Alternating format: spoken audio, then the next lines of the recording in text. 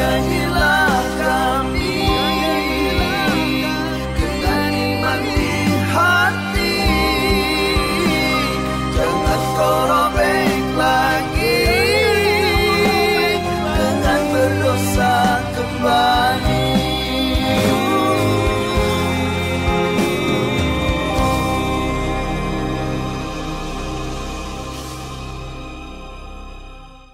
Assalamualaikum warahmatullahi wabarakatuh. Assalamualaikum warahmatullahi wabarakatuh. Alhamdulillahirabbil alamin wassalatu wassalamu ala Rasulillah Sayyidina Muhammad ibn Abdullah wala haula wala quwata illa billahil aliyil azim. Amma ba'du, puji syukur senantiasa kita panjatkan kehadirat Allah. Di malam hari ini kita bisa bersama-sama berkumpul kembali dalam program kita di Shisha TV Dua Dai Berbagi. Dan pada malam hari ini tema yang akan kita angkat ini lumayan serius gitu ya, bicara tentang kenapa murtad. Nah, ini nanti akan kita gali bersama dan ada beberapa poin nanti mungkin yang kita akan bicarakan, termasuk juga beberapa kasus ataupun kejadian yang menimpa ataupun yang dialami oleh beberapa orang yang murtad begitu. Nah, ini menjadi pembelajaran buat kita bagaimana sampai terjadi proses seperti itu dan kemudian bagaimana pula kita akan menyikapinya. Baiklah, kami ucapkan selamat bergabung kepada majelis Zoomia yang berada di rumah masing-masing. Terima kasih Anda telah bergabung bersama kami. Dan ini kita lihat sudah banyak yang bergabung bersama ya. Ini juga ada yang dari Pak Suwardi dari Makassar, kemudian siapa lagi nih ya, terima kasih telah bergabung bersama kami, Pak Josi, kemudian juga ibu-ibu sekalian yang menjadi jamaah tetap dari jamaah Zoom ya. Dan juga bapak-bapak sekalian dari Majelis Kopi Uduk, semoga Allah senantiasa memberikan kesehatan kepada kita. Amin. Alhamdulillah telah diringankan kakinya untuk melangkah ke tempat ini. Baik, sebenarnya tema ini diambil, ini idenya muncul itu dari ya salah satunya dari sebuah podcast nih Kimo ya. Podcastnya dari Adalah beberapa. ya adalah ya, dan itu menggambarkan ada seorang anak perempuan ya, dia bercerita di podcast itu dia itu pindah agama pada usia 13 tahun. Nah, keluarganya adalah keluarga muslim yang taat, bahkan dia ini sebelumnya dia juga menggunakan hijab, dia bilang menggunakan hijab, dan bahkan dia ini rajin sholat tahajud ya. Kemudian umur 13 tahun dia berpindah agama, keluar dari Islam dengan alasan lantaran dia diberikan mimpi pada waktu itu. Nah, ini kemudian banyak respon ya kalau saya melihat dari komen-komennya. Nah, saya ingin sedikit menyampaikan bahwa kejadian-kejadian seperti ini ya, yang terkait dengan mimpi juga pernah dialami oleh teman saya sendiri. Dia bilang dia pernah bertemu sama itu ya, dengan Tuhannya ya, agama saudara kita lah ya, sampai akhirnya dia datang ke tempat ibadahnya dan kemudian dia itu ya dipersaksikan gitu ya, dilantik gitu ya. Dan setelah itu mengalami beberapa hal, ternyata dia merasakan bahwa mimpi yang dia dapatkan itu dia malah mimpi ketemu Tuhan ya. Dia mimpi itu adalah dianggap sebagai sebuah halusinasi. Ya, akhirnya tetap lagi dia kembali kepada ajaran Islam. Nah, kemudian ada lagi sebuah kisah. Saya bertanya sama salah seorang, dia bahkan bercerita, ya terbuka kalau dia ini sebelumnya dia adalah seorang pendeta gitu ya. Nah, pada saat itu dia sekarang sudah mualaf, sudah di Islam, seorang keturunan Chinese. Dia bilang bahkan dengan kekuatan agama di sana dia itu bisa menyembuhkan. Kakinya yang patah itu tiba-tiba bisa sehat kembali, bisa sembuh.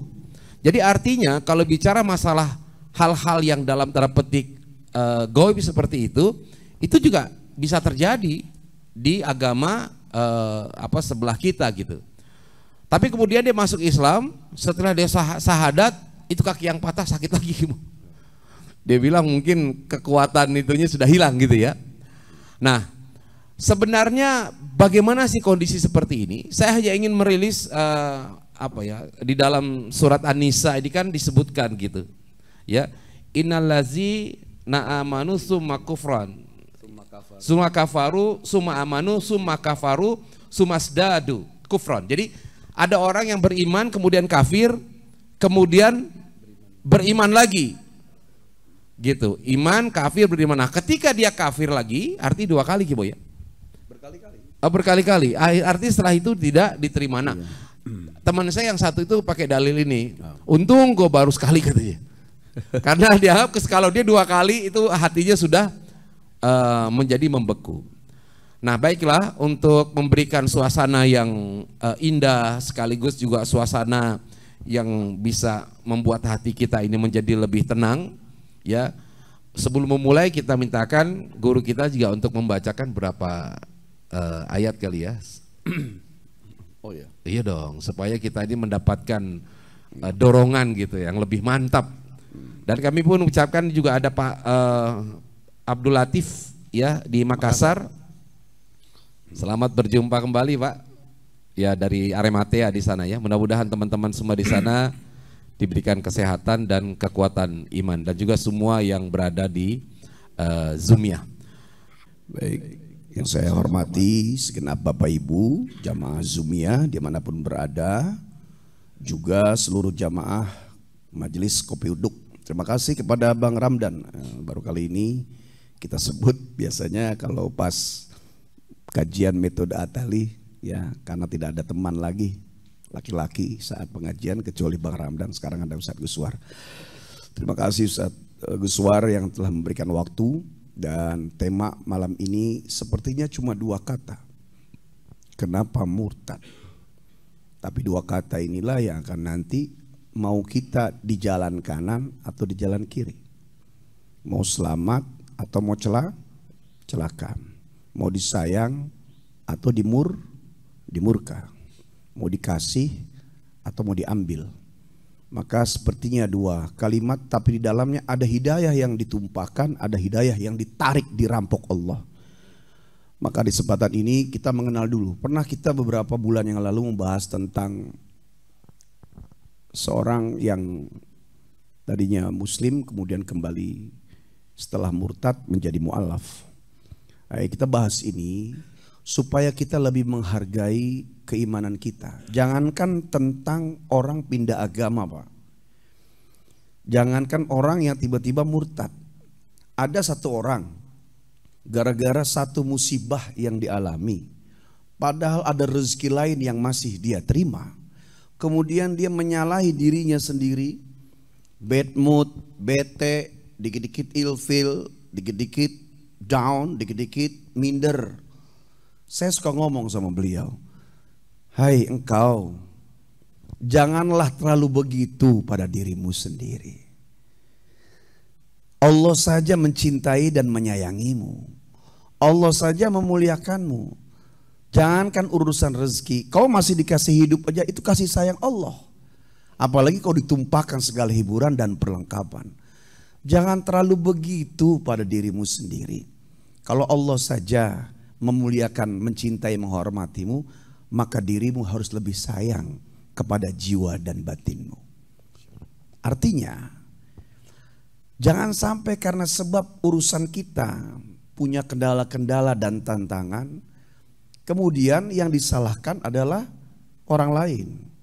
Jangan karena sebab keyakinannya itu tidak sesuai dengan kemauannya, yang disalahkan adalah yang memiliki agama.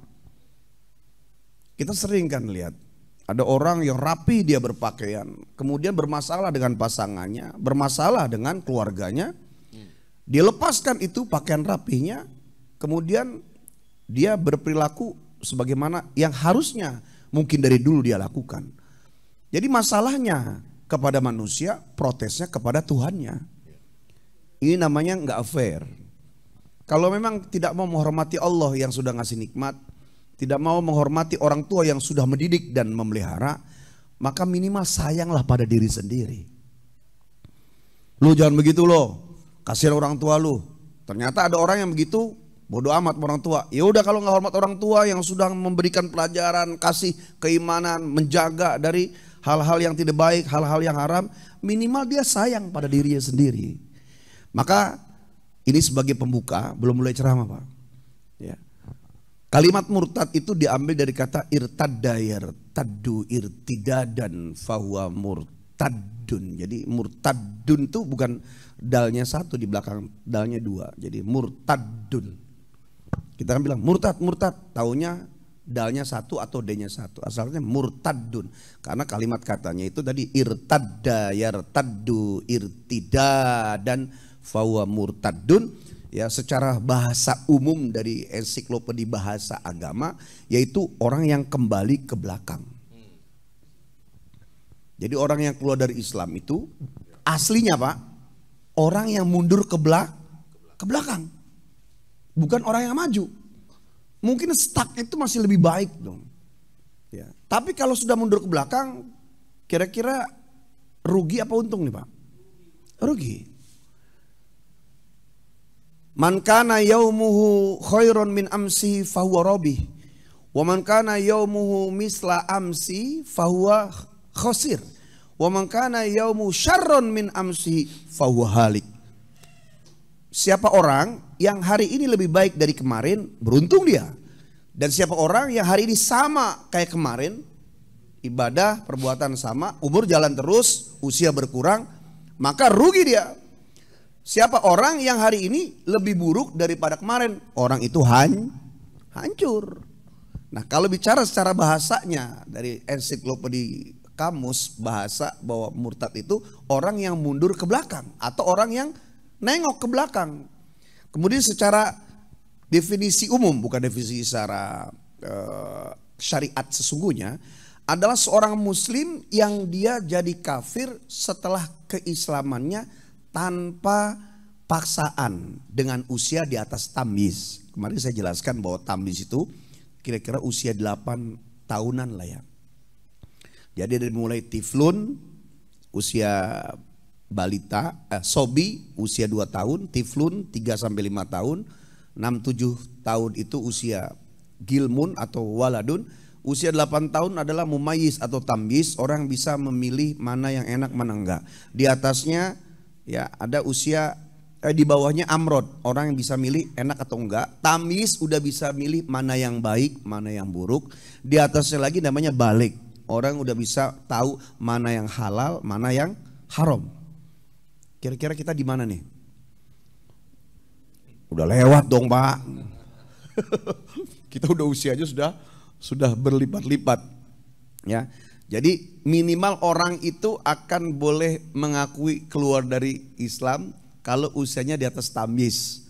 Sementara untuk bisa diterima ibadahnya, kalau seorang muslim, kalau usianya sudah balik. Jadi kalau anak umur 5 tahun, 6 tahun, 7 tahun, 8 tahun sampai tamyiz belum balik, kalau itu beribadah, puasanya, sunnahnya, bahkan hajinya, sholatnya, sedekahnya, maka pahala yang ada tuh diakumulasi, dikumpulin kepada orang tuanya. Nanti kalau anak itu balik, baru diberikan lagi oleh Allah ya kepada anak tersebut tanpa dikurangi daripada pahala bapaknya. Kemudian secara etimologi sekarang, bahwa murtad itu ar-raj'u anil Islam. Ya.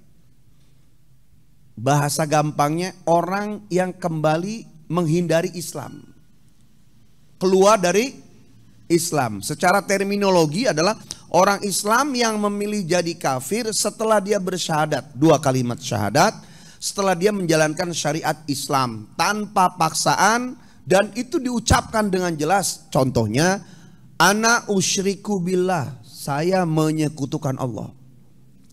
Itu secara terminologinya. Nah, ada sebab-sebab yang orang bisa keluar dari Islam dengan murtad tapi nggak pindah agama. Dan dia menyangka kalau dia masih Islam. Saya sudah tulisin, pertama diantaranya adalah orang, kenapa sebabnya? Pertama, meremehkan Al-Quran. Kedua, meremehkan Rasulullah. Ketiga, meremehkan syiar. Keempat, meremehkan syariat.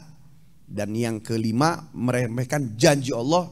Yang terakhir, meremehkan ancaman-ancaman Allah. Jadi orang tidak akan mampu dia menghilangkan keimanannya kecuali dia memiliki penyebab-penyebab yang tadi saya sebutkan. Kenapa dia meremehkan Quran? Karena dia tidak membaca. Kenapa dia meremehkan kitab sucinya? Karena dia tidak belajar. Maka setelah masuk Islam itu jangan Islam doang di KTP, jangan Islam doang karena sebab keluarganya. Sesuai doa yang pernah kita sampaikan di pertemuan yang lalu, kalimat innalladzina qalu, sesungguhnya mereka yang berkata Rabbunallah, Allah Tuhan kami, tsumma istaqamu, kemudian istiqomah mencari kebenaran Allah, mencari kebenaran Islam sebagai agama yang diridhoi Allah, mencari kebenaran Rasulullah yang membawa Islam yang diperintahkan oleh Allah, mencari kebenaran daripada fatwa-fatwa nasihat wejangan dari ulama yang menjadi para pewarisnya Rasulullah. Jadi nggak cukup jadi Islam kemudian selesai, harus mencari tahu kebenaran.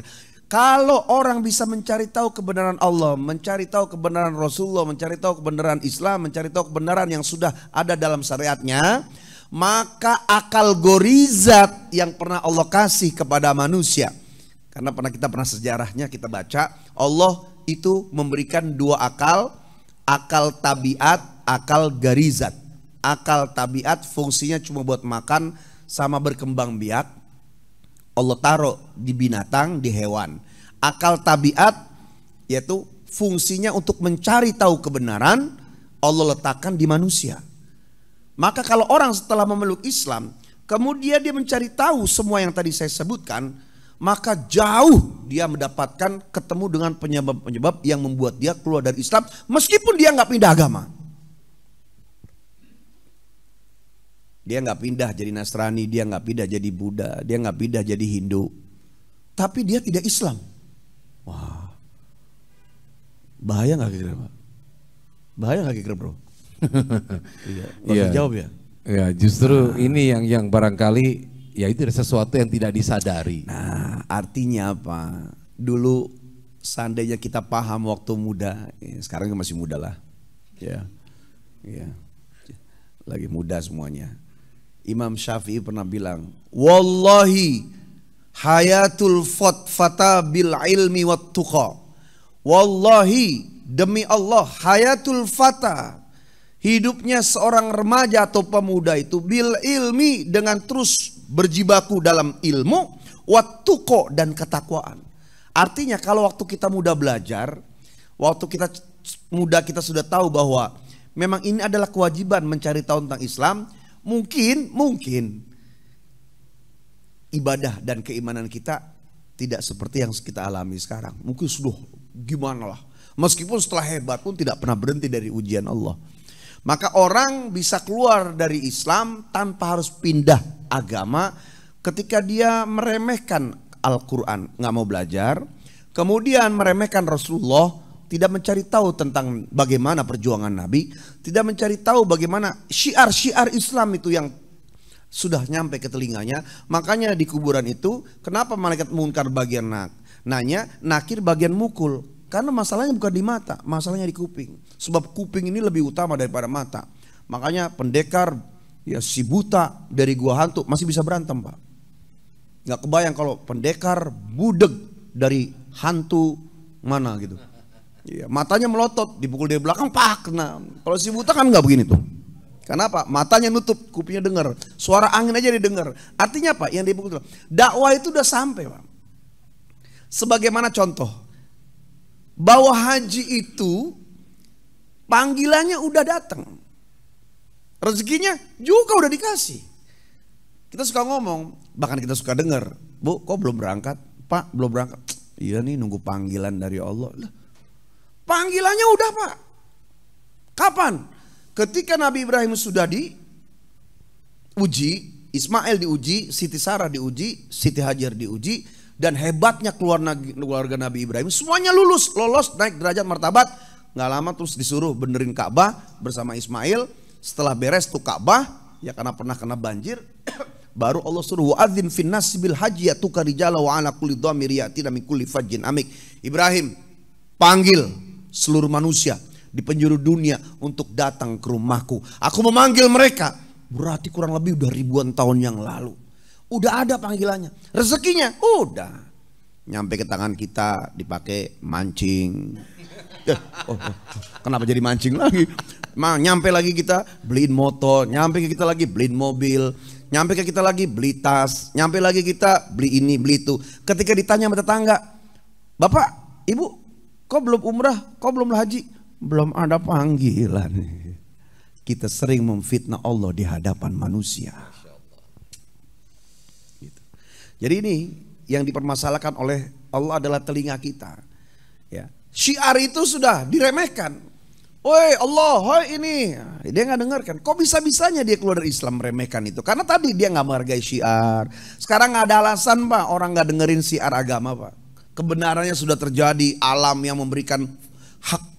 Ya, bahwa ini loh Allah, ini loh Islam, ini loh. Cuma karena sebab nggak mau khitan, nggak mau sholat, dilarang kepada sesuatu yang haram, sehingga dia indahkan semua ya panggilan-panggilan itu.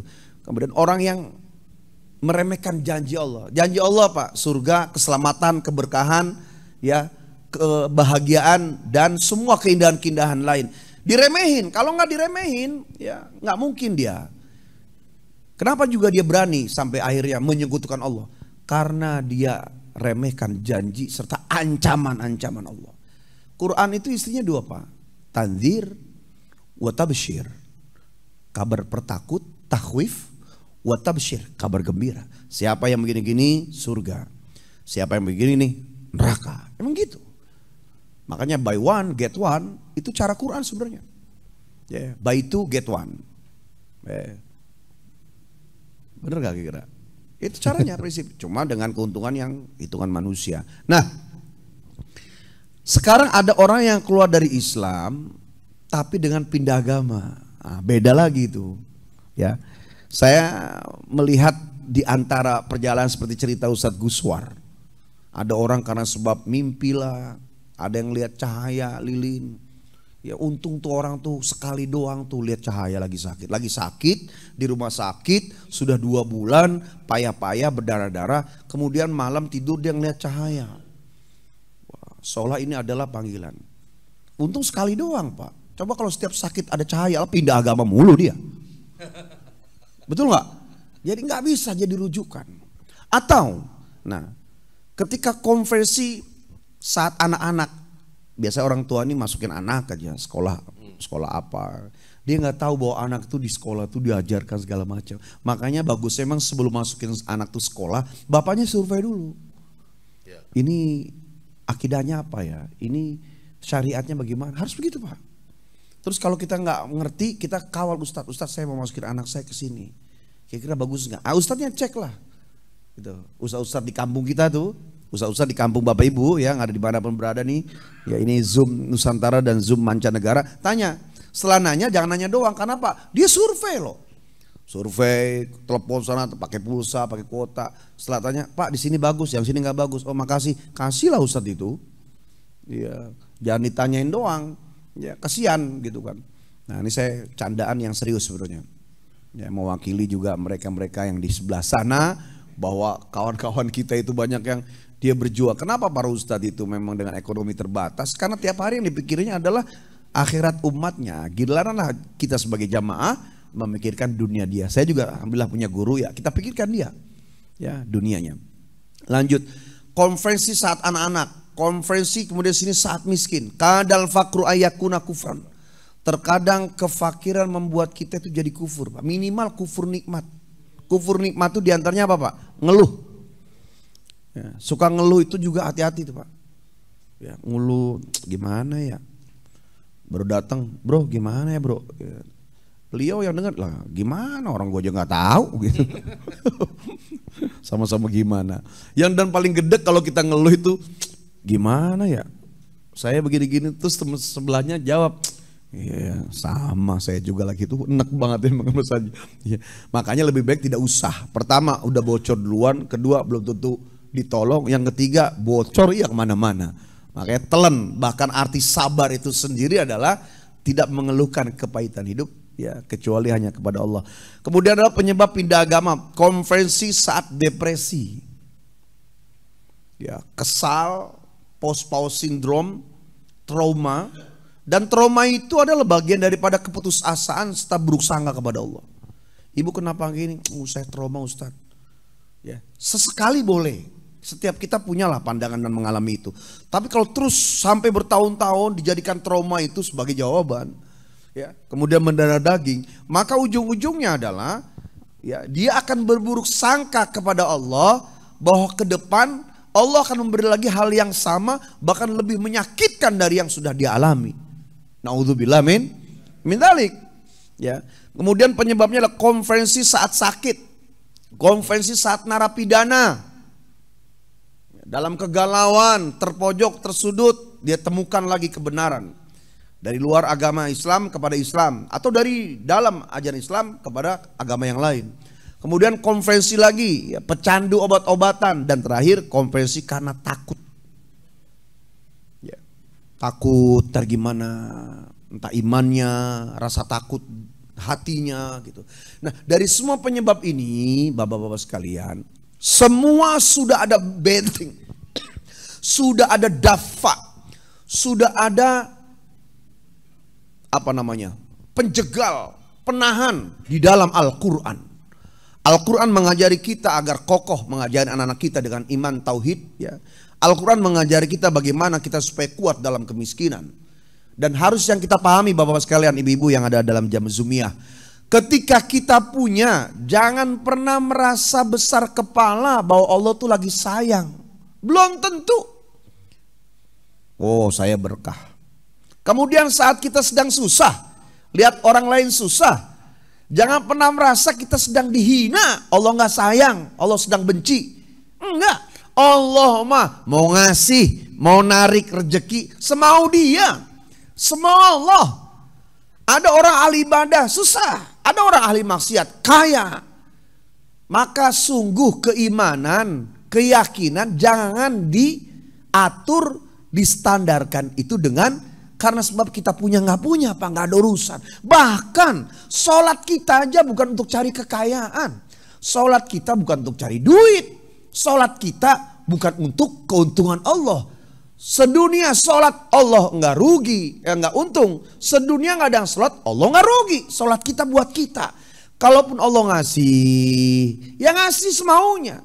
Ya, kalaupun ternyata kita berbuat baik, bahasanya kepada diri sendiri dan orang lain adalah kalau kita ibadah, kemudian kita itu mendapatkan rezeki, yakinkan itu berkah. Kalau kita lalai nggak ibadah, kemudian dapat rezeki, yakinkan itu istidraj. Supaya kita jangan sampai terprosok ke arah kiri sehingga tetap mau ibadah. Ketika dapatkan rezeki, kita syukuri, kemudian berbagi, senangkan orang lain, idkhulus surur. Saat kita dalam kondisi sedang tidak punya, sedang di bawah, kita jangan merasa Allah sedang benci, kemudian merasa terhina. Seolah-olah kalau kita ternyata pindah keyakinan, akan berubah ya kepada kehidupan yang lebih baik. Hayatan thayyibah, fata morgana semuanya. Jadi yang lucunya adalah ketika orang mimpi punya mobil seharga 20 miliar, kemudian ngomong, wah gua ntar punya mobil sekian. Terus temennya ngomong, halu. Ya, halu. Bayangin Pak, mimpi ngayal mobil aja dibully, dihina kita. Sekarang ada orang yang pindah agama, bahkan mungkin keluar dari Islam gara-gara mimpi. Itu lebih hina lagi daripada orang halu mimpi kendaraan yang mewah. Jadi gak cukup Pak hanya karena sebab ada cahaya, ada mimpi. Bahkan ada orang di luar Islam mau mempelajari Islam, mau masuk Islam, kita tanya dulu. Enggak terus tiba-tiba, oh ayo masuk sini, masuk saya sahadatin. Enggak begitu Pak. Nggak nguntungin kita. Kita syiar juga bukan untuk dia, kita syiar juga bukan untuk Allah. Kita syiar nih begini nih, Zoom, Shisha TV setiap malam Jumat. Itu bukan untuk Allah. Ini buat tabungan kita. Ya. Ada orang datang, Ustadz, saya mau masuk Islam. Oh ya, Kenapa? Ada hal apa yang sedang Bapak bikin? Iya Ustadz, saya melihat ada keteduhan kalau bicara. Oke. Bapak tidak ada masalah. Ya adalah saya sedang mencari kebenaran. Oke. Bapak sudah belajar tentang Islam? Belum Ustadz. Belajar aja dulu. Jadi nggak langsung main takep tangannya. Ayo asyhadu Allah. Begitu. Pikirkan baik-baik Pak. Sebab kalau sudah masuk, Bapak harus sudah eksis. Istiqomah. Itu yang baru mau masuk Islam, ditanya dulu niat, cara, pengetahuan, knowledge, sainsnya. Karena kalau sudah masuk, ya udah digas. Nyari Allah, belajar wudhu, belajar sholat. Kemudian sebelumnya sudah khitan. Kemudian mencari kebenaran pelan-pelan sambil ditumpahkan dalam ibadah supaya mendekati iman. Itu yang baru mau melirik Islam, ditanya dulu, Bapak udah siap belum istiqomah ibadahnya. Nah kita dari kecil Islam belum istiqomah juga. Ya saya sama kita semua lah. Bukan lu doang, kita juga. Kita doang, lu doang kali katanya. Diri. Jadi istiqomah itu memang yang mahal tadi. Ya, khairul amal adwa muha wa in qalla. Sebaik-baiknya amal adalah yang istiqomah meskipun sedikit dan kecil. Jadi nggak gampang orang tuh tiba-tiba pindah agama, itu bukanlah petunjuk dan hidayah. Diyakinkan itu adalah ya nafsu amarah, nafsu yang menggelegak. Ada intervensi iman kita karena sebab pengetahuan yang terbatas. Maka supaya kita kokoh agamanya, ya pelajari Islam dengan baik, duduknya dengan ulama, duduknya di majelis taklim. Kemudian jangan mudah berhalusinasi. Secontoh Nabiullah Ibrahim alaihissalam saja, ketika diperintahkan untuk menyembelih anaknya, ya padahal beliau seorang nabi yang nggak boleh bohong, yang nggak pernah halu. Ketika mimpi itu sampai 3 kali tetap dia tahan. Padahal Nabi yang berkali-kali mimpi dia tahan. Dia barangkali bukan dari Allah. Terus kita ini bukan Nabi, ponakan Nabi bukan. Mimpi dikit langsung pindah ya keyakinan, pindah agama. Meskipun saya tulis dalam narasi, memilih keyakinan itu adalah hak setiap warga bangsa. Lakum a'malukum walana a'malun, atau lana a'maluna walakum a'malukum lakum dinukum waliyadin. Ya, memilih keyakinan adalah hak masing-masing, tetapi seyogianya. Apa iya orang mau keluar dari kerjaan, pindah dari satu kepada satu yang lain, curhatnya lama, galaunya lama, nyari infonya lama. Ini perusahaan yang kita akan masuki, saya keluar dari sini itu apa yang sudah saya dapatkan, apa yang saya tidak dapatkan. Kemudian saya mau pindah ke sana, kira-kira kelebihan perusahaan itu dari sini ke sana itu kira-kira bagusan mana, keuntungannya di mana, bagaimana nanti masa depan saya. Lama, setahun 2 tahun setelah siap baru kita pindah perusahaan. Itu pindah perusahaan, lama nyari ilmunya. Ini pindah agama gara-gara mimpi, kira-kira lebih halu nggak? Ini saya ngomong ini semangat bukan marahin. Bukan ya ibu-ibu, bukan marahin. Oh sampai begitu Ustadz, hak dia doh. Saya menyayangkan kalau dia sudah karena yakin, Ustadz saya sudah memilih ajaran lain selain Islam, saya sudah yakin, saya sudah pelajari. Nah, kalau sudah ternyata Islam di sini-sini, saya lebih nyaman di agama yang lain, bla bla bla bla. Kemudian juga ada prinsip bla bla bla, segala macam bla bla bla bla, dan dia lengkap. Itu berarti dia memilih keyakinan beserta ilmu yang hampir temanya 2 hari yang lalu dipilih sama Ustadz Guswar. Hampir judulnya murtad berilmu. Coba. Kata saya murtad berilmu, berarti kalau orang berilmu boleh murtad. Ganti, kenapa murtad begitu aja? Nah, tapi kita tidak memvonis Pak, mereka yang keluar, ya, bahwa orang yang sebenarnya masuk Islam pun itu bukan masuk Islam sebenarnya Pak. Ya, Islam yang masuk kepadanya. Ya, ya. Islam yang masuk kepadanya. Kemudian ketika dia keluar, Islam yang keluar darinya sebenarnya ya. Karena aslinya kita waktu kecil itu sebenarnya semuanya Islam. Bayi bule, bayi Afrika, bayi yang matanya segaris tuh orang-orang Mongol, orang-orang Tibet, orang-orang kutub. Kullu mauludin yuladu alal fitrah. Setiap bayi yang terlahir dari perut seorang ibu, bolehkah dia, ya, mau agamanya apapun, itu suci. Fabawahu yuwahu widanihi au yunassirani au yumajjisani. Maka bapak ibunya lah yang tergantung dia membuat dia Yahudi, Nasrani atau menjadi Majusi, agama penyembah berhala. Ya. Jadi sebenarnya kita suci, Pak. Kalau kita keluar dari kesucian. Itu keyakinan kita. Ya, ayatnya jelas, meskipun mereka juga punya ayat, silakan. Ya, nah, ada ayat kita, wa may yabtaghi dinan ghairul Islam falan yuqbala minhu wa huwa fil akhirati minal khasirin.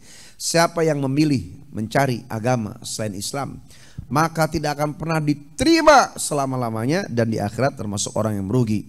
Orang di luar kita nggak akan ngerti, tapi keyakinan kita, kita boleh dong meyakini bahwa Islam ini sebagai agama yang benar, tapi keyakinan itu akan 0 dan 0 kalau kita setelah memeluk Islam, kemudian kita sholat apa adanya karena sebab taklid. Taklid itu ikut-ikutan, bukan karena ittiba, karena sebab ada dasarnya, ada gurunya. Kemudian kita nggak nyari terus setiap harinya, nggak ada tambahan poin, nggak ada tambahan lagi suplai daripada knowledge, pengetahuan saya, terus stuck di situ. Bahkan orang stuck saja rugi, apalagi ternyata makin drop sampai akhirnya keluar. Usyriku billah, aku menyekutukan Allah, keluar dari Islam. Tidak hanya keluar dari Islam, tanpa harus pindah karena sebab ada perilaku, ucapan dan keyakinan yang salah, apalagi sampai pindah agama. Sesuatu yang tidak hanya berhenti, bahkan mundur, nengok ke belakang. Orang jalannya ke depan, dia berhenti, bahkan tidak hanya mundur, dia nengok ke belakang, jalan memundur kembali kepada masa sebelum datangnya kejayaan dan kesucian Islam. Gitu. Masya Allah, ini sudah panjang lebar ya Kimo menjelaskan kepada kita. Jadi gini, ada sesuatu yang menurut saya agak ironi ketika di podcast itu ya, gak apa-apa disebutnya juga kan prosesnya, Deddy Corbuzier. Sementara tamunya masuk keluar Islam karena mimpi. Di satu sisi Deddy Corbuzier masuk Islam karena logika. Ya saya hanya melihat ekspresi saja ya, walaupun di sana ya banyak komen-komen lah ya. Segala macam gitu, dan ada juga yang memiliki mungkin cerita kisah-kisah yang sama.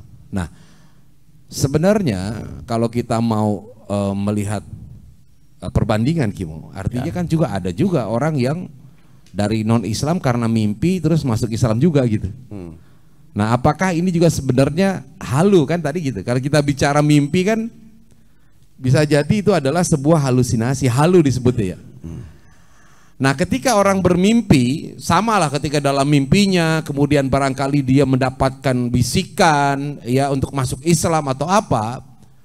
Nah, ini kan juga harus betul-betul kayak Kimo sampaikan tadi, harus dengan ilmu kemudian.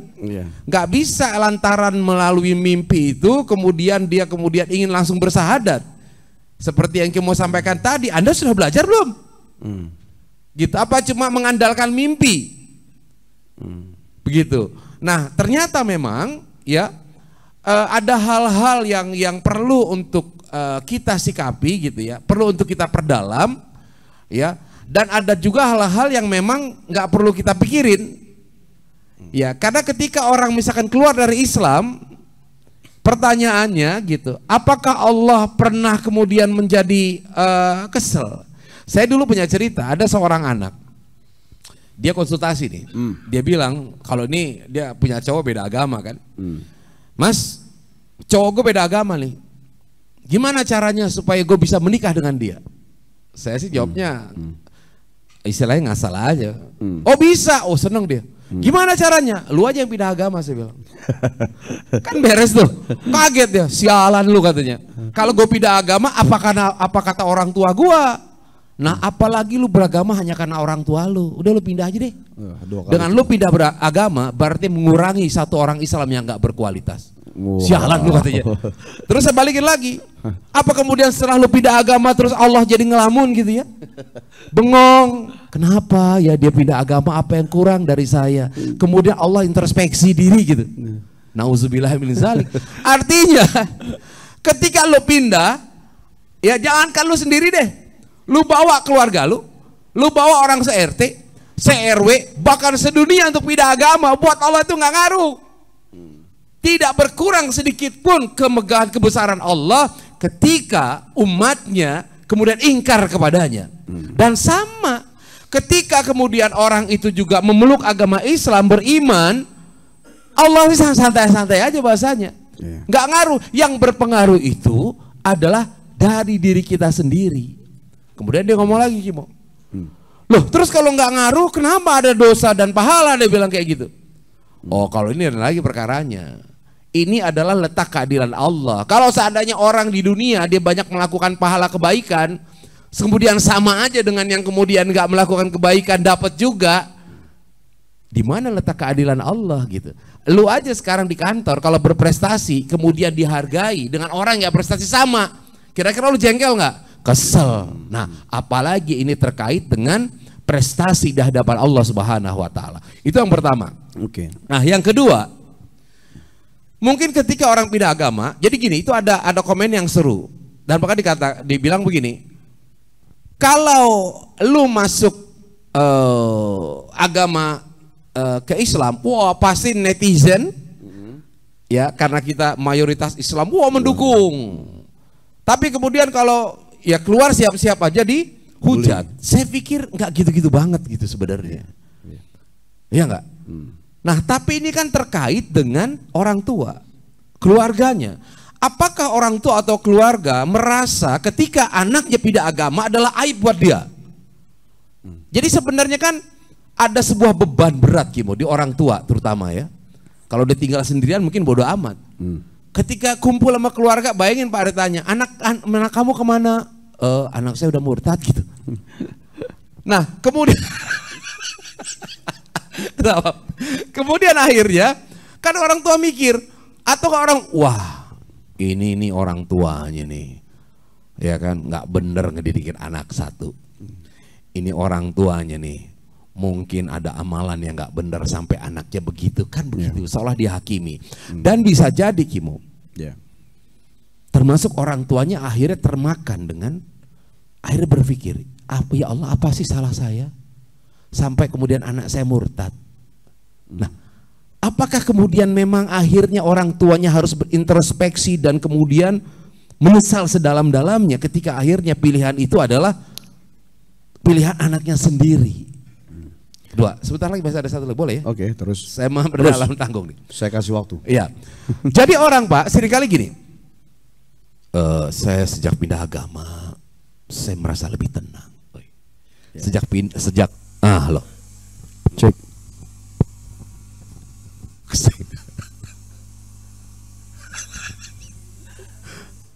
Nah, iya kayaknya harus lebih depan dikit duduknya. Oke, cek, ya aman Wan. Cek, cek one. Nah, oke. Ya. Jadi, ya, cek. Oke. Jadi sejak saya pindah agama katanya murtad, saya itu lebih tenang. Mohon maaf Pak. Kalau bicara tenang itu psikologis ya. Sekarang saya tanya, orang di luar Islam kalau kita tanya hidupnya bahagia nggak? Bahagia. Kita bahagia nggak? Bahagia. Loh, kalau kita bicara masalah agama sentris ya, bahwa yang berhak bahagia itu adalah umat Islam doang, harusnya orang di luar Islam nggak bahagia dong. Tapi ternyata dia bahagia. Bahagia itu adalah faktor psikologis. Jadi ketika orang itu pindah agama kemudian dia merasa bahagia, pertama, itu adalah masalah psikologis. Kedua, bisa jadi Allah sengaja membuat dia bahagia. Ya kan? Suatu ujian. Karena Allah yang berhak untuk membolak-balikan hati. Maka hati-hati kita.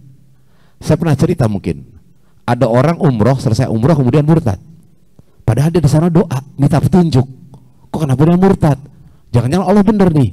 Ya, karena ternyata dia umroh itu berdoa pengen menikah dengan pacarnya yang beda agama. Begitu deh, ya Allah, mudahkanlah saya untuk menikah, tunjukkan jalan. Allah tunjukin jalan, lu pindah agama. Kenapa? Karena tujuan lu adalah ingin menikah. Tuh, sesuai dengan doanya. Nah, ini yang menjadi sebenarnya tanda tanya besar kita. Jadi meninggalkan PR-PR ya. Yang pertama adalah sebenarnya label aib. Nah, gimana? Apakah ketika ada orang yang murtad kemudian aib, dan gimana sih sikap kita nih sebagai teman? Sebaiknya kita doanya apa gitu? Ya, oke. Jadi kalau karena sebab orang tuanya malu anaknya keluar, itu sebenarnya masih ringan, ngumpet atau pindah aja rumahnya selesai. Iya kan? Tapi masalahnya tidak sederhana di situ. Iya. Ada dua dimensi. Tadi pernah disebut, udah disebut gimana sih ngedidiknya. Tapi ada yang lebih hebat dari itu, dan itu 99%. Orang tuanya bakal punya masalah nanti di akhirat nanti tuh. Itu yang masalah.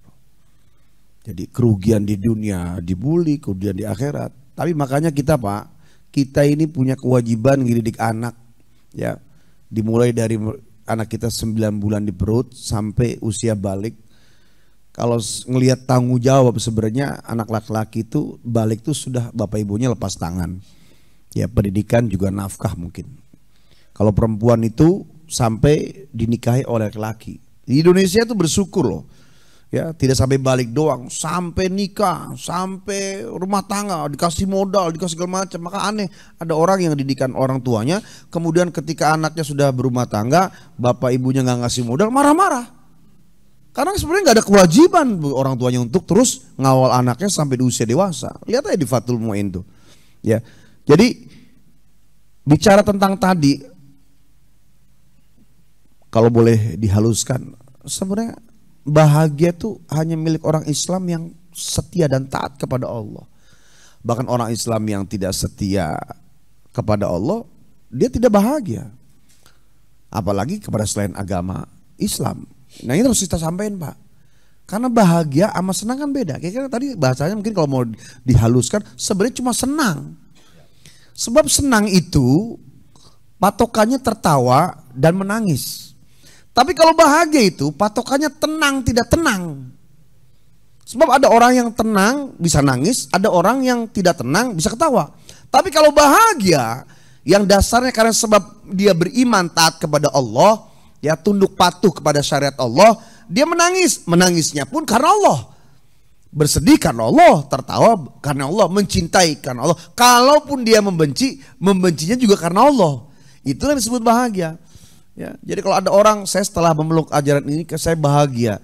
Jangankan dia bahagia, sedihnya aja dusta. Apalagi bahagianya. Karena bahagia yang sesungguhnya itu adalah ketika di hatinya ada Allah, bukan Tuhan. Meskipun Allah itu Tuhan. Ini bahasa kita. Jadi bapak-bapak nih ada rasa sense of belonging, rasa memiliki. Setelah kita masuk Islam, ya menerima keimanan, atau dari kecil kita Islam, kita nggak berhenti Pak, pelajari wudhu, pelajari ini. Terus orang yang mengenal perjalanan sejarah agama, orang yang mengenal perjalanan daripada hikayat agama, maka rasa memiliki kepada agamanya pasti berbeda. Sebagaimana orang yang mengenal bagaimana sejarah kampungnya. Dulu tat begini tat, di sini tat. Misalnya Pak Yanto cerita, di kampung ini kita main ke rumah Pak Yanto daerah Manggarai ya. Ya Manggarai, di sini dulu, di sini tat, ini sini tat, sini tat. Pak Yanto betah di sini nih sebelum pindah sini. Wah, di sini mas saya senang dulu tat. Kenapa mencintai kampungnya? Ya, karena tahu sejarahnya. Kenapa kita mencintai sebuah suku? Karena tahu sejarah suku.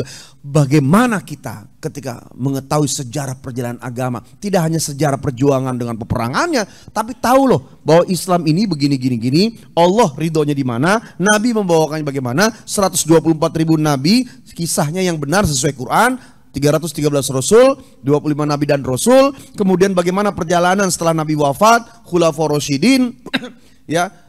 3 tahun oleh Abu Bakar, kemudian 10 tahun oleh Umar bin Khattab, 12 tahun oleh Utsman bin Affan, 4 tahun 4 bulan oleh Ali bin Abu Thalib, kemudian perjalanan imam mazhab sampai kepada wali-wali yang 9, sampai pada ulama, sampai kepada kita. Bagaimana bisa kita meninggalkan orang yang mengurusi kita, mencintai kita dari kecil, tiba-tiba aku mau pergi begitu aja? Nggak bisa Pak. Agama yang ribuan tahun, jangankan yang ribuan tahun, 1500 tahun, yang kita udah dididik oleh seseorang, Bapak punya bapak angkat, kira-kira berat nggak meninggalkan dia? Kalaupun pindah rumah, bukan berarti meninggal dia. Kalau meninggalkan dia tuh, Pak, Bapak udah ngurus saya dari saya mulai bayi sampai sekarang umur 30, sekarang kita selesai Pak, nggak ada hubungan lagi, tanpa sebab. Atau mungkin karena mimpi, atau karena ngeliat cahaya. Bapak burem, saya cahaya di sini, pindah, goodbye, blok semua, selamat tinggal. Nggak bisa Pak. Orang yang begitu aja nggak bisa ninggalin orang tua yang ngurusin. Apalagi orang mengenal sejarahnya, tahu syariatnya, kemudian tahu isi Qur'annya, tahu bagaimana Nabi mencintainya, bagaimana Allah menyayanginya, bagaimana nikmat-nikmat yang sudah dia terima dengan segala ujian-ujiannya. Bagaimana mungkin bisa dia keluar dari Islam? Kenapa sampai bisa keluar? Yang tadi saya sebutkan, dia tidak miliki sama sekali. Maka kalaupun harus murtadlah dengan ilmu. Cuma tema itu nggak mau saya jadikan tema. Gitu. Karena temanya kemarin murtad berilmu. Ini bahaya nih kalau jadi. Tapi sebenarnya isinya adalah tema dia. Temanya Ustadz Guswar. Iya.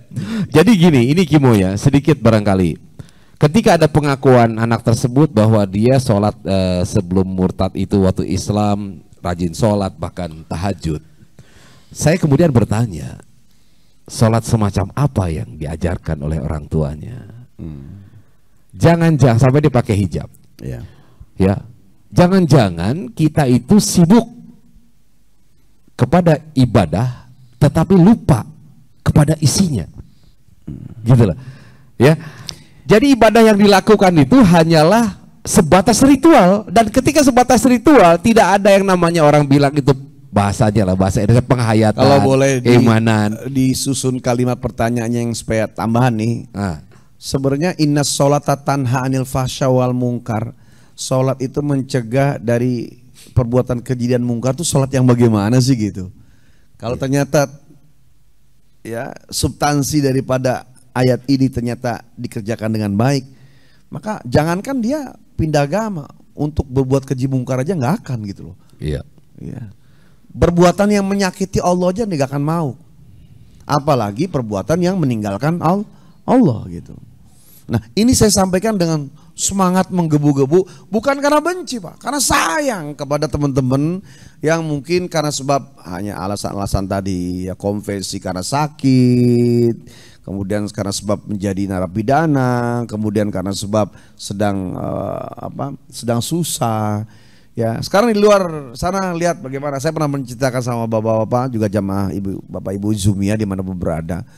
Daerah Gunung Kidul sampai Muntilan, Magetan dan Magelang itu ada 17 kelurahan, dan memang kita harus juga prihatin ya.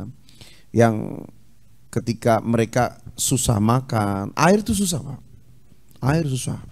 Rumah itu ada satu, nanti ada rumah lagi 300 meter, 400 meter. Jadi celek, makanya di daerah Tapos Depok itu ada dekat Cibinong ya, kampung namanya Nyenclek. Kenapa kok Nyenclek? Apa duduk sebelah doang, sebelahnya lagi nggak duduk di jok? Ternyata dulu rumahnya jarang-jarang, setengah kilo celek, jadi ada celek gitu. Rumahnya jadi susah, air susah, makan susah. Dikasih makanan, kemudian dijanjikan sudah pindah. Dan ini yang paling berat. Makanya kita diminta oleh Allah tuh menjadi orang yang mampu dan kuat. Kuat ibadahnya, kuat ekonominya, kuat tunduk patuhnya, kuat segala-galanya. Itu lebih dicintai oleh Allah Subhanahu wa taala. Makanya kita apalagi seorang pendakwah harus kuat sekali ekonominya. Bapak-bapak jangan, kita boleh qanaah pada apa yang sudah di tangan, tapi pada apa yang sedang Bapak jadi cita-cita, jangan qanaah. Kejar Pak pakai dalil yang lain. Supaya apa? Supaya kita dicintai. Karena orang yang nggak punya apa-apa, mungkin dia mau maksiat terbatas, tapi kemanfaatan dirinya, hartanya juga hanya untuk dirinya. Ketika dia masuk dalam kehidupan akhirat nanti, dia hanya mengandalkan sholat, puasa, dan zikirnya saja. Tapi kalau dia mampu dia berbuat sedekah, membangun masjid segala macam, maka semua itu jadi saksi Pak. Ya, bisa jadi sholatnya ada kurang, puasanya ada kurang, gara-gara bangun ini segala macam. Bahkan disebutkan bahwa ada sedekah yang bisa menghapus dosa dan kesalahan bro. Masya Allah. Ada sedekah yang bisa menghapus dosa dan kesalahan. Sedekah yang tersembunyi, ya, kemudian diberikan kepada mereka yang lemah dan membutuhkan, fakir miskin. Kemudian dia tidak sebutkan, kemudian dia ikhlaskan semata-mata karena sebab kondisi, ya mencari ridha Allah, ibtigoan limardhotillah. Dan dia kunci rapat-rapat sampai betul-betul tidak direkayasa. Betul-betul memang, ya Allah jangan sampai orang tahu, jangan sampai ini. Pokoknya itu bisa menghapus dosa dan kesalahan. Masya Allah. Insya Allah. Baik, kalau ada pertanyaan silakan ya. Ya. Oke, mic-nya itu. Silakan Bang Mara Bangun. Majuan dikit aja. Atau ya udah cukup. Tes. Assalamualaikum warahmatullahi wabarakatuh. Assalamualaikum warahmatullahi wabarakatuh. Tarik kabelnya aja. Untuk Mas Kimo dan Mas Agus ingin bertanya nih. Sebuah problematika dari kaula muda yang ingin beranjak dewasa. Saya ada 2 poin pertanyaan. Yang pertama itu gimana sih menurut Pak Ustadz ini tentang pernikahan beda agama? Yang pertama. Yang kedua itu apakah mereka mualaf yang non Islam itu akan di Indonesia ini tidak dibolehkan nikah beda agama? Ya. Mereka itu melakukan mualaf hanya untuk mengikuti pernikahan tersebut. Bagaimana pendapat Ustadz? Terima kasih. Oke, saya jawab dulu yang secara umum ya. Nanti Oke. Kimo syariat ya. Kalau perlu Ustadz Gusur aja yang menjawab. Orang Pasti sering bisa. orang sering kali ketika dilarang dia bilang apa? Melanggar hak asasi. Karena mencintai seseorang, kekasihnya itu adalah hak asasi manusia. Jadi hak asasi gua untuk menikah dengan siapapun, termasuk yang beda agama. Jangan lupa loh, sekarang beberapa kali saya dengar di radio-radio yang ngetop itu adalah nikah beda agama lagunya. Saya sebenarnya pengen bikin lagu yang melawan itu sebenarnya. Jadi ya kan hanya karena jadi gini loh, Tuhan kita satu, agama gitu. Ini sebenarnya saya pikir ini adalah sebuah penyesatan gitu loh. Hati-hati gitu. Iya kan? Beda nggak bisa, tetap beda kamar. Nah, ketika bicara hak asasi, Anda sekarang bicara hak asasi, ya bebas hak asasi. Tapi nanti sekarang kan ketika orang berkeluarga pengen punya anak nggak? Pengen punya anak. Agama itu menjadi hak asasi anak bukan? Iya. Iya kan? Iya. Ketika melahirkan, tuh anak mau agamanya apa? Berarti itu anak agama juga nggak jelas. Mau agama yang mana? Sehingga gini, ketika anak itu tidak jelas agamanya, atau nanti dia disuruh milih nanti kalau dia sudah dewasa, dari kecil sampai dewasa, kan dia perlu pendidikan tuh, termasuk pendidikan agama. Mau diajar agama apa? Dua-duanya, nggak mungkin. Akhirnya yang terjadi adalah tuh anak dibiarkan tidak mendapatkan pembelajaran agama sampai dia katanya dewasa dan boleh memilih. Nah, di situ terjadi pelanggaran hak asasi terhadap anak yang seharusnya anak itu mendapatkan hak asasi, mendapatkan pendidikan agama dari kecil sampai dia dewasa. Karena orang tuanya beda agama yang mengatakan ini hak asasi gue, akhirnya dia melanggar hak asasi anaknya. Yang menjadikan alasan cinta dan hak asasi manusia. Padahal masih dibedakan mana itu cinta, mana itu nafsu. Karena PR-nya lebih banyak, Pak. Jadi orang kadang nggak bisa membedakan mana itu daripada fitrah hati sama nafsu syahwat yang bergejolak. Jadi kalau mencintai, sementara dalam Islam itu sendiri tungkahul mar'atu ala arba'ati khisalin. Menikahi perempuan atau dinikahi laki-laki itu ada 4. Ya, li jamaliha walina maliha walina sabiya walidiniha. Karena sebab cantiknya, hartanya, karena sebab keturunannya, yang keempat walidiniha karena agamanya atau akhlaknya, ibadahnya, kesolehannya. Fadhar bidzatid din taribat yadak. Dari yang keempat itu pilihlah yang keempat. Karena sebab kesolehan imannya, akhlaknya. Kau pasti akan beruntung gitu loh. Jadi dari sini kita lihat nggak cukup hidup cintanya, bahkan umurnya cuma 3 bulan doang. Cinta itu umurnya 3 bulan doang. Iya. Pengalaman. Setelah menikah, ya cinta belum hilang. Kalaupun masih lanjut, naik derajatnya apa? Rahmah, sayang. Itu juga pengalaman pasti. Iya. Iya. Nih bapak-bapak, ya waktu nikah apa sih cinta? Ini biar Kevin biar tahu ya. Kenapa jadi pada dehem begini sih lu? Gua hajar juga luan. Ini dehem, dehem karena tua. Ini ikutan. Maaf bapak ibu sekalian. Ya di sini ada dehem. 3 orang dehem bareng-bareng coba. Ya, kenapa jadi ke sini padahal ke situ ya. Saya ulangi. Saya mana tadi bro? Sebelum menikah itu mawaddah, cinta fisik. Ya, tapi setelah menikah berubah jadi rahmah. Fasenya sebulan sampai 3 bulan. Sayang. Dan derajat sayang itu lebih tinggi daripada cinta. Anak muda sekarang jangankan bicara agama, bicara cinta sayang aja salah. Lu sebenarnya sayang gak sih sama gue? Iya gue sayang sama lu. Kata yang ceweknya nih, ah lu sayang doang tapi gak cinta. Itu PA namanya. Karena derajat sayang itu di atas cinta. Allah membangun, menghidupkan kehidupan semesta alam jagat raya itu karena sayang. Ya, karena sayang. Bayangin, tidak disujudi, tidak ditaati, masih dikasih rezeki, itu sayang, Pak. Ya, kalau kita benar, jangankan Allah, ada anak buah, ya, nurut kita kasih, nggak nurut kita stop. Ya, itu cinta. Allah itu sayang. Taat dikasih, nggak taat dikasih. Berapa banyak di luar sana yang nggak mandi junub, kaya aja. Mereka yang tidak Islam kan nggak mandi junub, gitu loh. Artinya apa? Ya, kalau cuma karena cinta, pikirkan baik-baik. Kalau sampai dia pindah keyakinan, maka ini saya kasih wejangan. Oke lah, setiap kita punya kekurangan dan kita itu mesti belajar untuk menuju keimanan yang terus bertambah. Tapi boleh dong kita memberikan sebuah saran buat kawan-kawan, ya, kaum muslimin, muslimat, mukminin, mukminat dimanapun berada. Kalaupun ternyata memang harus pindah agama pun karena ilmu. Sesuai temanya Ustadz Guswar, murtad yang berilmu lah. Bukan karena sebab cinta, tapi saya paling ogah kalau itu jadi tema itu. Karena mengakui itu tadi. Jadi kalaupun mau murtad, pakai ilmu, pertimbangannya besar, ya, lebih hebat dari alasan dia dari pindah satu kantor kerja ke kantor yang lain. Kalau karena sebab cinta, pengen menikah dengan dia, ya Allah, cinta itu berubah. Punya anak, cinta itu hilang. Bapak-bapak sekarang punya istri, punya anak, ya, kalaupun kita sering bilang sama istri kita I love you love me, I can tut you lari, ya, itu cinta yang dibawa sebelum nikah, kemudian dijadikan bunga-bunga saat ini. Tapi aslinya kita punya hal yang lebih besar daripada cinta. Apa itu? Rahmah, sayang. Sayang.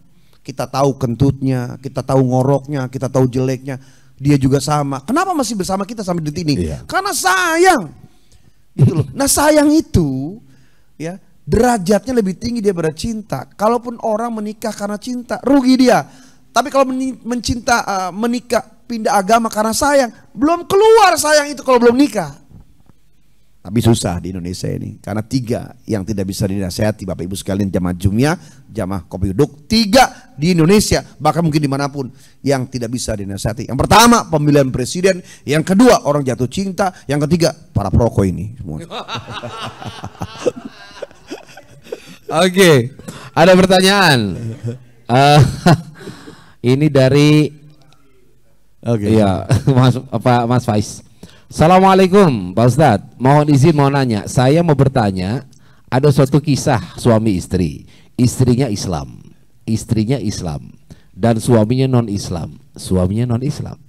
Lalu suaminya terkena sakit pikun, lupa ingatan.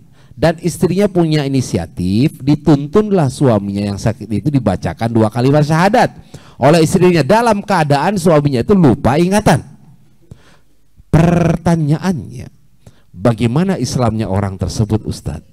Syarat untuk menjadi orang Islam, ya, contoh, syarat untuk sholat, syarat orang puasa.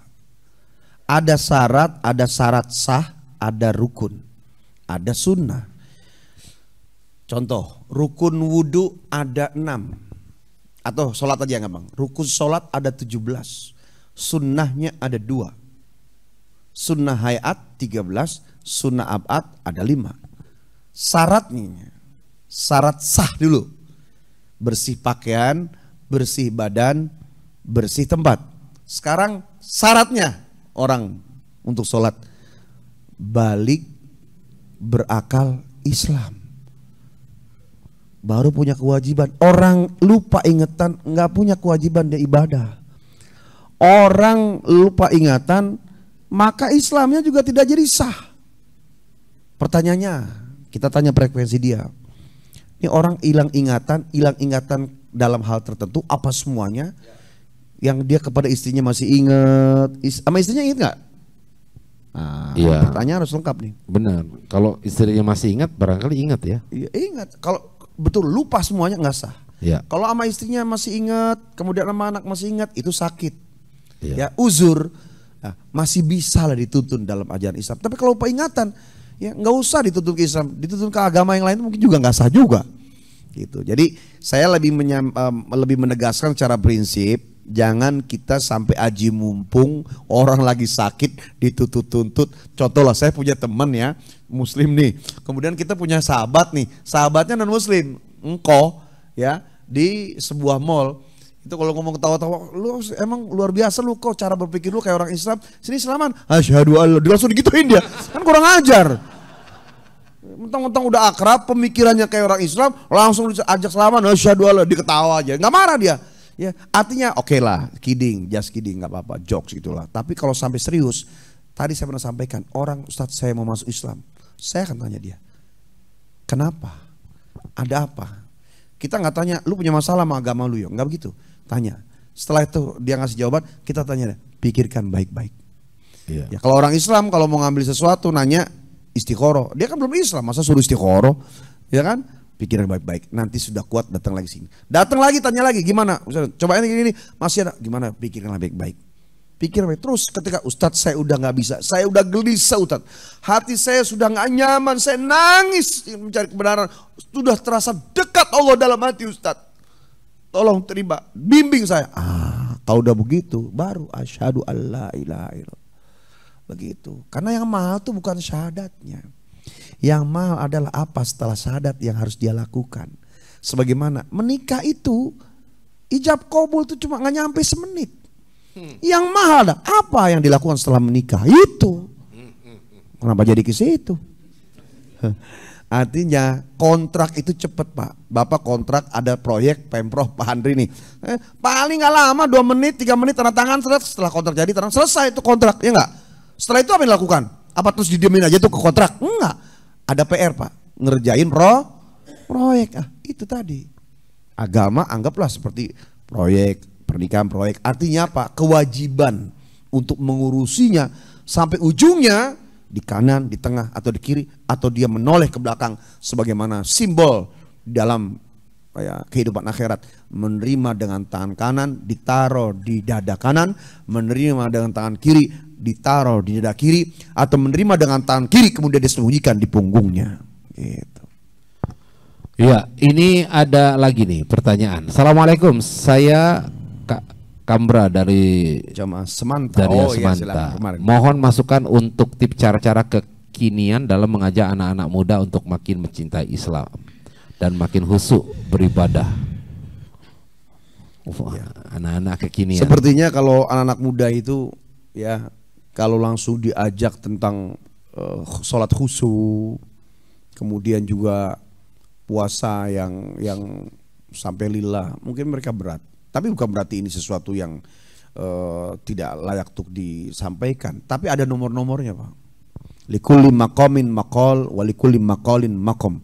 Setiap tempat ada dalilnya, setiap dalil ada tempatnya. Saya pernah menyampaikan ya, buat anak-anak yang baru belajar, pakai dalilnya, punya apaan tuh? Buat anak-anak yang baru belajar, pakai dalilnya, al ilmu saydun wal kitabatu qayyiduhu. Ilmu itu buruan dan menulisnya adalah pengikatnya. Tapi kalau sudah lama dia belajar istiqomah dan hati terikat dengan pendidikan dan keilmuan, ya, pakai dalil yang kedua, al ilmu fis sudur la fis sutur. Ilmu itu di dalam dada, dalam hati, bukan di atas garis. Ya, jadi dalil itu sesuaikan. Jangan dibalik. Dibalik hasilnya hancur. Anak baru belajar pakai dalil yang kedua. Ya, pagi, nak, kamu nggak nulis nak? Itu teman-teman nulis. Pak Guru, nih Bapak harus tahu ya, ilmu itu dalam hati, bukan di atas garis. Untuk anak langsung dikelepak sama gurunya, karena langsung pakai dalil kedua. Termasuk tadi yang ditanyakan, bagaimana menyampaikan anak-anak muda supaya rasa memiliki pada Islam anak-anak kekinian. Maka kalau boleh saya kasih usul, Pertama, penuhi apa yang menjadi hobinya.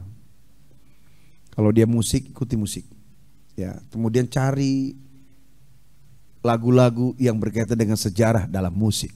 Kalau dia senang membaca, cari buku itu. Kalau dia senang hobi-hobi kayak lain, cari yang berkaitan, sisipkan agamanya. Sebenarnya perjuangan Sunan Kalijaga dulu itu dalam rangka karena dia tahu pasar. Sunan Kalijaga, termasuk Sunan Jagakali ya sekarang nih ya, itu tahu pasarnya bagaimana. Sambil mancing, satu ayat keluar, itu mancingnya disukai oleh Allah. Ya nggak udah gitu kan. Ya bukan berarti dihilangin mancingnya. Yang repot tuh mancing lama aja, ngitungin kancing, ya, ngitungin misalnya apa awan, enggak. Jadi dicari tahu. Jadi contoh atau prinsip daripada contoh prinsipnya adalah dicari tahu kesenangan anak muda itu yang sekiranya positif yang baik, kemudian sisipkanlah sisi nilai agama. Nah, kemudian yang kedua, anak muda itu bukan diajari karena mereka itu tidak mau digurui, ya. Mereka dikasih contoh, waktunya sholat aja. Bapak sholat dulu ya, abang sholat dulu ya, gitu kan. Terus saja, lama-lama bang, ikut bang, itu. Ya, jadi dicari tahu hobinya apa, sisipkan nilai agama. Yang ketiga, dicontohi bukan digurui. Itu diantara tips-tipsnya. Nah memang gampangnya begitu Pak ya. Contoh, memang orang tuh harus pakai contoh. Coba Pak, tangannya di sini deh. Ikutin Pak, ikutin. Tangan, ya ikutin dah. Ya tangan ya, tangan ya. Kapan lagi? Oke ya, oke siap tangan ya. Tangan udah gini kan, oke ya pegang dagunya Pak, dagu Pak, dagu Pak, dagu. Gak masalahnya. Kan? Dari pas enggak, kalau di tempat lain yang ngasih contoh bener. Ustadz Gusur tuh tangannya kesini dulu, ayo pegang dagu. Ya kita ikutin kesini dulu. Itu dia. Karena makanya orang, ya kan, yang paling gampang apa? Dilihat Pak, bukan ngomong. Bapak lihat apa? Pahala. Saya ngomong dagu. Jadi lebih nancep itu yang dilihat atau yang diomongin? Tuh. Yang dilihat. Contoh kecil. Itu adalah hal yang sederhana. Coba Pak diulang. Nggak bisa sadar ya. Nah terus yang kedua, ini juga contoh ya. Jadi gini loh, anak-anak muda itu kan makanya seperti yang dikatakan oleh Umar bin Khattab, didiklah anakmu sesuai dengan zamannya. Setiap kita beda zamannya. Dulu orang tua sekarang bilang, aduh mas anak saya kok susah diatur, gimana ya, kayaknya membangkang terus. Saya cuma tanya, bu pernah remaja nggak? Pernah. Dulu gimana orang tua? Ya sama sih gitu. Nah jadi artinya tabiat anak muda sebenarnya sama, cuman yang beda apa? Environmentnya, lingkungannya, bahasanya. Dulu ada bahasa Jayus, sekarang udah nggak ada kan? Udah hilang tuh. Nah saya dulu punya, waktu itu kita bikin namanya kumpulan anak-anak muda ISYA, Islamic Youth Association. Itu yang ikut anak-anak SMA dan yang baru lulus lah ya, yang masih kuliah. Itu dari anak-anak di Jakarta, anak-anak menengah atas yang gaul abis, rata-rata yang nongkrong di Kemang. Tahu dong kayak apa ya? Ya, yang disuruh sholat sama orang tuanya susah, suruh sekolah susah, dikumpulin tuh. Nah lebih banyak apa? Interaksi. Jadi pembelajarannya itu melalui interaksi. Kita main konvoy, ngasih sedekah yang kayak gitu sambil kita ya kemudian memberikan sebuah pembelajaran. Dan bahkan mohon maaf sampai orang tuanya bingung, kita suruh bikin paper waktu itu ya tentang apalah, tentang puasa atau puasa, sampai orang tuanya bingung, mas ini anak saya diapain sih, kenapa emang bu, kok dia lebih rajin ngerjain yang kamu minta daripada gurunya gitu. Nah itu artinya apa? Itu anak udah asik gitu. Nah inilah yang perlu untuk kita pahami ya, jangan didik anak dengan sesuai dengan apa cara kita. Yang kedua, membangun lingkungannya. Dan yang utama tadi adalah dengan cara memberikan contoh. Orang tua dagu Pak, dagu pegang begini. Jadi alimu auladakum fa innahum makhlukuna fi zamanin ghairi zamanikum. Ajarilah anak-anakmu dengan hal-hal yang kuat seperti akidah, tauhid ya, dan segala macam saat ini. Fa'innahum, karena nanti mereka itu akan hidup di zaman yang berbeda dengan zaman kita gitu loh. Makanya jadi orang tua ya kita memang mungkin gaptek ya Pak, tapi minimal kita bisa titip pesan bahwa bagaimana sih anak saya dari 10 hal tuh 3 yang sangat digandrungi itu bisa mencelakakan kita sebagai orang tua apa tidak gitu. Jadi kita ada kontrol atau minimal gugur kewajiban di hadapan Allah Subhanahu wa taala. Nah, Bapak Ibu sekalian, bahwa untuk menjaga akidah itu paling tinggi. Ada 2 dalam pelajaran. Waktu kita di sekolah agama dinia itu akidah, pelajaran akidah dan tauhid. Pernah nggak? Akidah dan tauhid. Nah, akidah itu benteng. Agamamu, agamamu, agamaku, agamaku. Perbuatanmu, perbuatanmu, perbuatanku, perbuatanku. Kemudian tauhid, tauhid ke Allah. Nggak cukup orang tuh belajar tauhid doang. Nanti dia mengakui Allah sebagai Tuhannya, Nabi Muhammad sebagai nabinya, Islam sebagai agamanya, tapi nggak belajar tauhid. Nanti dia akan menerima kemudian carut marut antara pemahaman ajaran Islam dengan ajaran selain Islam. Atau orang belajar akidah doang, nggak belajar tauhid. Nanti dia akan kental dengan produk syariat, tetapi nggak kuat ke Allahnya itu. Nah, 2 ini, akidah dan tauhid, kita pelajari. Kalau mau baca ayatnya, kenapa sih kita kalau misalnya sholat maghrib dan isya itu banyak orang sunnahnya membaca suratnya apa kira-kira? Qul ya, Kulhu, Al-Kafirun dan Al-Ikhlas. Sepertinya sesuatu yang sederhana mungkin. Padahal ini 2 ini ya fadilahnya besar. Al-Kafirun itu akidah. Al-Ikhlas itu tauhid.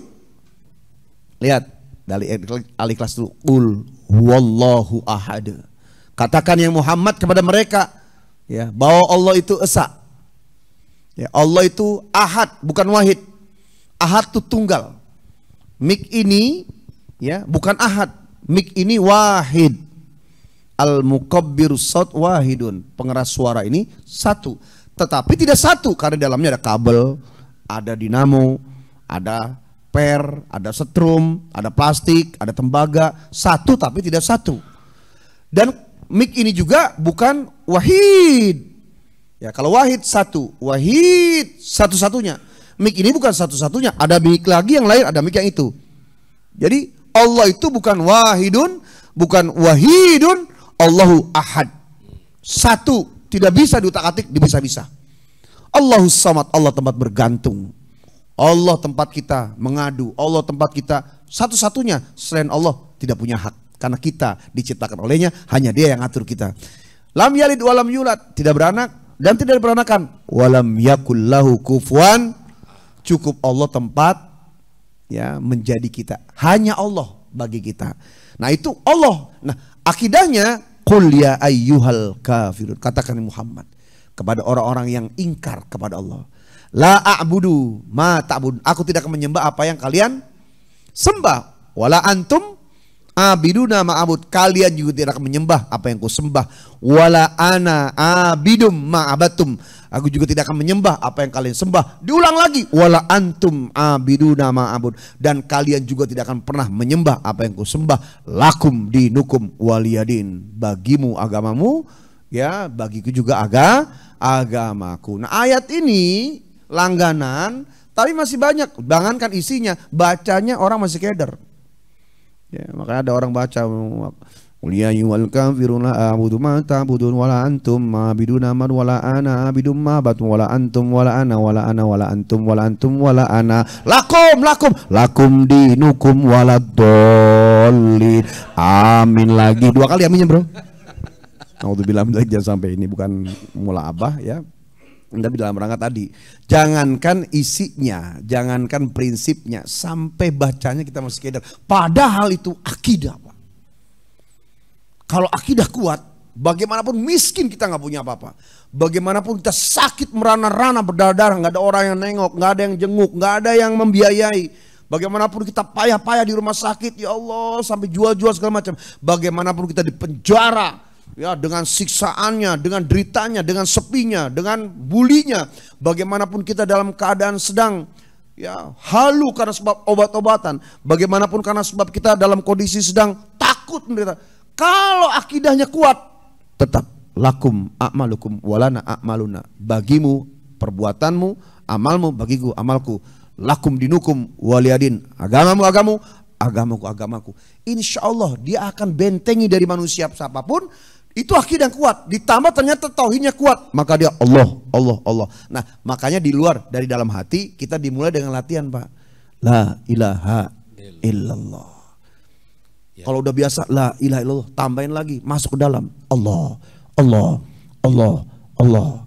Tambahin lagi dalam Yahu, Yahu, Yahu. Jadi Bapak boleh la ilaha illallah, la ilaha illallah. Kalau udah ternyata udah masuk ya, menggigit sampai ke saraf-saraf, ganti lagi Allah, Allah, Allah, Allah, Allah, Allah, Allah, Allah, Allah, Allah. Makin merasuk lagi, udah semakin nempel gitu dengan sendi dan darah.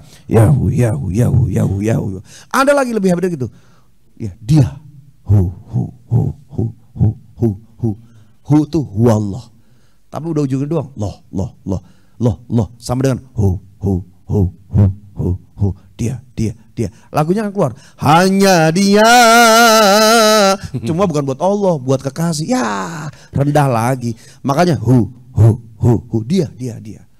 Nah, ya saya percaya kalau misalnya Pak Ohim malam Jumat di rumah lagi itu lagi zikir itu. Oke. Ada pertanyaan. Assalamualaikum. Pernah kami sebagai pengantar menuju wedding organizer, sebagai organizer, ada pasangan pengantin beda agama, mempelai membawa petugas nikah dari Islam dan Kristen.